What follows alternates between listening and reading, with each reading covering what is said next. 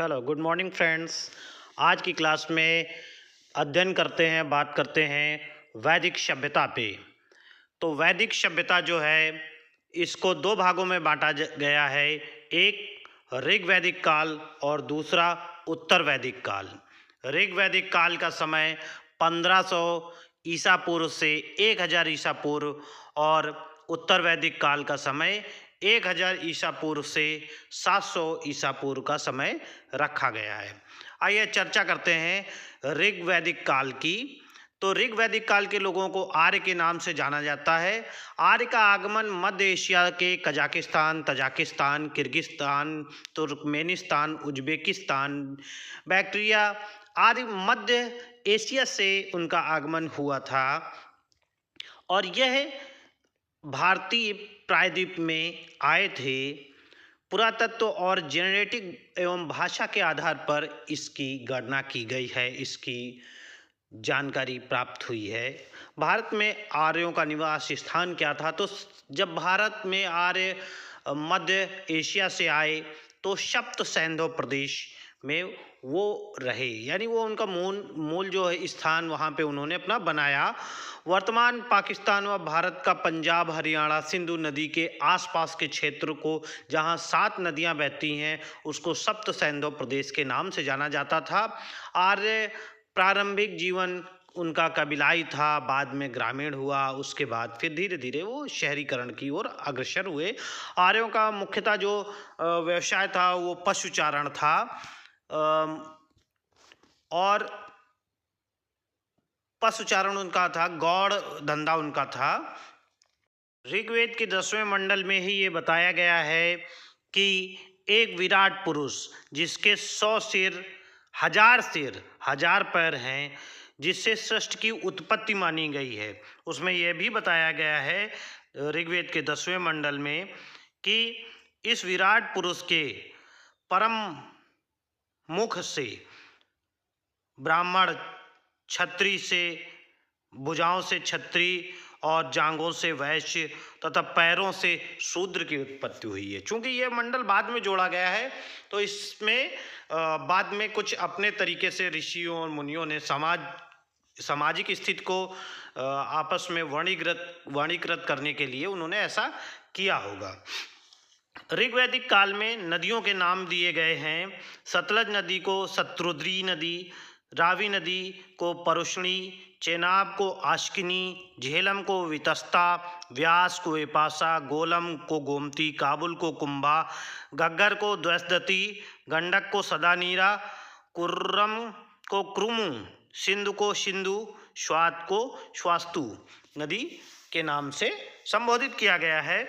और इस ऋग्वैदिक में वेद में अगर कहा जाए तो सबसे अधिक बार इंद्र देवता की पूजा का वर्णन है, या इंद्र देवता के शब्द को, इस नाम का उल्लेख 250 बार है।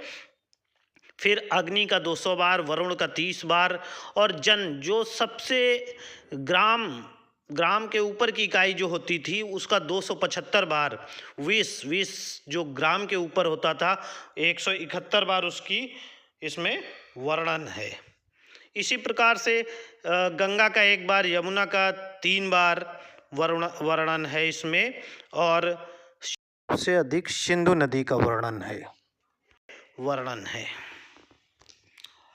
ऋग्वेद, यजुर्वेद, सामवेद, अथर्ववेद ये इसी काल की रचनाएं हैं और इस समय इसको रचित किया गया।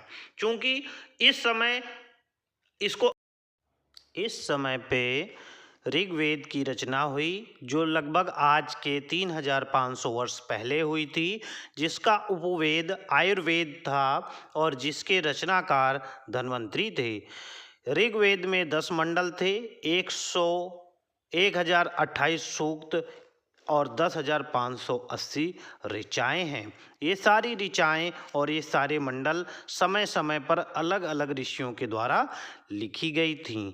इन 10 मंडल में 2 से 7 तक के मंडल सबसे प्राचीन हैं। फिर 8वां मंडल है जिसे गौड़ या गोत्र मंडल कहा जाता है।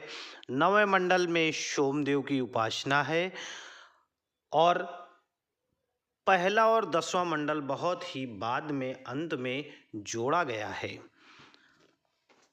इस समय स्त्रियों को भी यज्ञ अनुष्ठान में प्रतिभाग करने का अवसर प्राप्त होता था और साथ ही स्त्रियों की शिक्षा पे भी विशेष ध्यान दिया गया था। स्त्रियां जो थीं वो शिक्षा की हकदार थीं। स्त्री रचयिताओं में या ऋषिकाओं में वाक, आम्रमणि, सूर्या, सावित्री, शार्प, राज्ञी, यमी, वैवस्वती, उर्वशी, लोपामुद्रा, घोषा, सची, कांक्षावृत्ति, पौलोमी आदि, अपाला आदि महिला ऋषि थीं।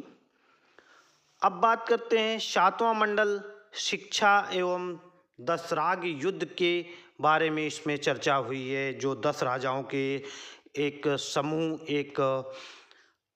समूह के साथ एक सुदास नाम के राजा का युद्ध होता है।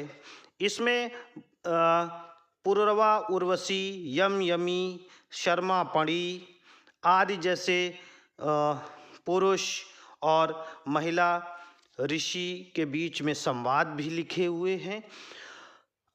इसमें विवाह सूक्त में विवाह की सूर्य की पुत्री सूर्या व सोम के विवाह का वर्णन है। इस प्रकार जो था वैदिक काल में, इस प्रकार जो था कि ऋग्वैदिक काल में शिक्षा का था और इस प्रकार से ऋग्वेद की रचना हुई। उसके बाद उत्तर वैदिक काल की में आते हैं तो इस काल में सामवेद, यजुर्वेद, अथर्ववेद आदि की रचना हुई, ब्राह्मण ग्रंथों की रचना हुई, अरण्यकों की, उपनिषदों की रचना हुई। इस सभ्यता का केंद्र पंजाब से बढ़कर कुरुक्षेत्र, दिल्ली और गंगा यमुना के दोआब तक पहुंच गया था। पुरु और भरत मिलकर इस समय कुरु और तुर्वस व क्रियु और मिलकर पांचाल कहलाए। उत्तर वैदिक काल के अंतिम दौर में 600 BC के आसपास आर्य लोग कौशल, विदेह, अंग राज्य से परिचित थे। मगध व अंग आर्य क्षेत्र से बाहर था। अथर्ववेद में परीक्षित को मृत्युलोक का देवता इसमें बताया गया है। उत्तर वैदिक काल में ही तमाम तरह के पूजा पाठ और तमाम तरह के भगवानों का, तमाम तरह के ईश्वर की परिकल्पना दे दी गई। इसके पहले ऐसा नहीं था। उत्तर वैदिक काल में विभिन्न प्रकार के यज्ञ होते थे। अश्वमेघ यज्ञ राज विस्तार के लिए, वाजपेयी यज्ञ यह राजा के रथों की दौड़ का यज्ञ होता था। अग्निष्टोम, इसमें सोम पीसा जाता था और राजसूय यज्ञ राज्याभिषेक हेतु होता था। इस प्रकार से उत्तर वैदिक काल में हुआ। उत्तर वैदिक काल में कुछ फसलें जैसे यौ यानी जौ और गेहूं, धान आदि भी प्राप्त हुआ करती थी। इनका वर्णन है। काठक संहिता में 24 बैलों द्वारा खींचे जाने वाला बैल को भी दिखाया गया है। इस समय का सबसे पवित्र पशु गाय और सबसे महत्वपूर्ण पशु जो था वो घोड़ा था। रथों का प्रयोग इस समय बहुत ज़्यादा किया गया क्योंकि रथों के प्रयोग से ही आर्य यहाँ पर आए और चूंकि उनका मुख्य जो धंधा था वो पशुचारण था और पशुओं को दूर दूर तक घेरने के लिए ये रथ का प्रयोग करते थे जो घोड़े खींचते थे। वैदिक काल में आयरन की प्राप्त हुई थी, इसलिए वैदिक काल को ही आयरन युग कहा गया है। लेकिन मुख्यतः 1000 BC में ही उत्तर वैदिक काल में अतरंजी खेड़ा में, उत्तर प्रदेश के अतरंजी खेड़ा में आयरन के लौह पुंज की प्राप्ति हुई थी, इसलिए इसको आयरन युग कहा जाता है। अगर बात करते हैं ऋग्वेद की समानता की तो ईरानी साहित्य, द जेंड अवेस्ता एवं ग्रीक साहित्य द होमर्स, द इलियाड और ओडिसी से होती है, जिनकी रचना क्रमशः 1600 BC पूर्व, 1400 BC पूर्व, 900 से 800 BC पूर्व हुई थी और इनके देवता भी लगभग समान है, जैसे मित्र देवता, और चारों साहित्य में घोड़ा और रथ की समानता प्राप्त हुई है और इसके साथ साथ इसमें अंतिम संस्कार का जो तरीका है वो भी समान है। धन्यवाद दोस्तों, आज के लिए बस इतना ही। मिलते